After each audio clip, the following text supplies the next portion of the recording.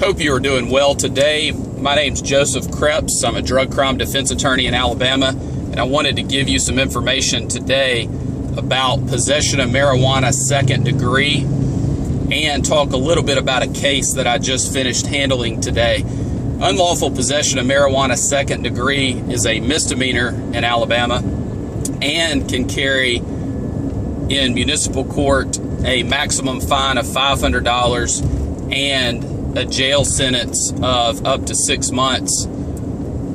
Also, one of the major issues related to this type charge is if you're convicted of this charge, your driver's license will be suspended for 6 months. And that is a major problem for most everyone that has to drive. In addition, many employers, of course, frown upon applicants or current employees who have a conviction for possession of marijuana second degree, and also you can be denied federal student aid for college, and you can also have to pay money back if you received aid during the time whenever you had a conviction for a drug charge, which possession of marijuana second degree would fall into that category.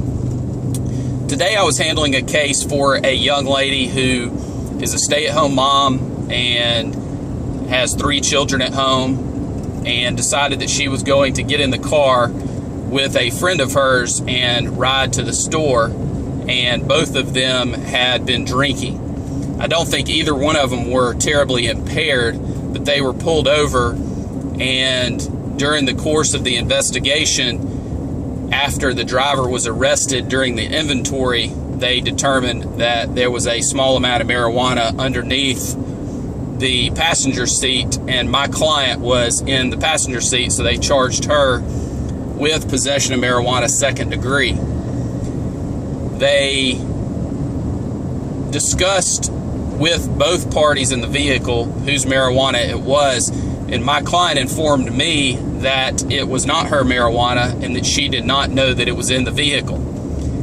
Because it was not within the driver's reach, and because the passenger could obviously reach it under her seat, they charged her with the marijuana and would have proceeded through the trial process under a theory called constructive possession, which means that it is not in her actual possession, but because it was within her reach under the seat that she was sitting in, she had access to it, and therefore it was constructively in her possession.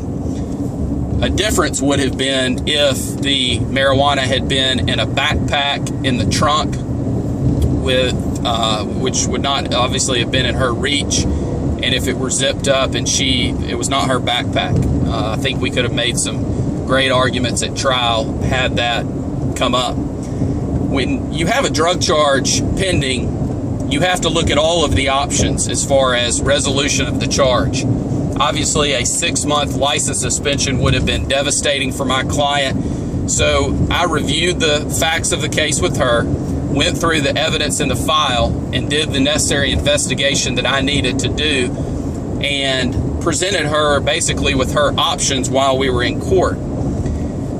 Obviously, one of her options would have been to give up and plead guilty to the charge, which of course we would not have recommended under any circumstance. The other option was possibly to speak to the necessary parties and see if we could have the charge amended so that it would not suspend her driver's license and she would not suffer all of the negative ramifications of having a drug conviction.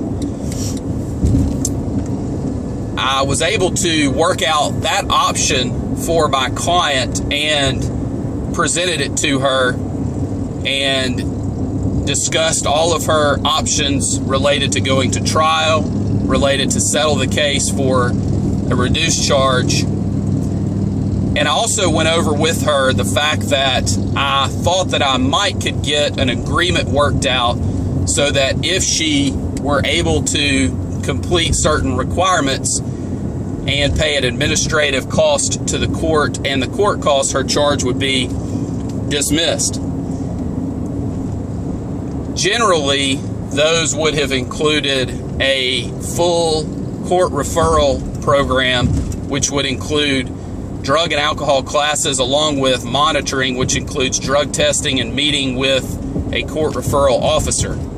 I went through the necessary steps and was able to resolve the case so that my client had to pay an administrative fee along with the court cost and had to do 12 hours of education only, and that would complete her case, and the marijuana charge would be dismissed entirely rather than her entering a plea of guilty to a reduced charge. This was in the client's best interest after she was advised of all of her options once we worked the file up in court. Could we have had a trial and the judge found her not guilty? Of course, that is definitely an option. But given the options that were on the table for her, she decided that the option of having the case dismissed completely was her best option given the circumstances. I would have gladly tried her case, and had she been convicted, gladly appealed her case to the circuit court and tried her case in front of a jury. But after going over all of her options and my ability to have the case worked out for it to be dismissed and having the court referral requirements reduced for her and having the community service requirement knocked out of the agreement, she was very well pleased with the result. And it was the right result for her for a couple reasons. One is she avoids a conviction. Number two is the requirements were less than they would have been otherwise. And number three is she does not run the risk of being convicted at trial and losing her driver's license for a period of 6 months, and at that point would not have been able to drive her children around. If you have questions about possession of marijuana second, or any drug charge, or any criminal charge, please give us a call. You can reach us toll free, 866-348-2889. You can also visit our website at www.alabamadrug.org.